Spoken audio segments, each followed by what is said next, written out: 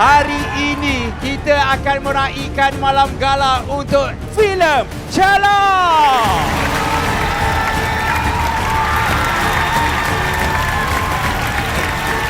Thank you so much for everyone yang datang hari ini memeriahkan lagi majlis malam gala filem Celok. Ini adalah kali pertama saya berpeluang untuk bekerjasama dengan PDRM. Diberi peluang untuk menceritakan kisah tentang pasukan Elite Special Force mereka di UK.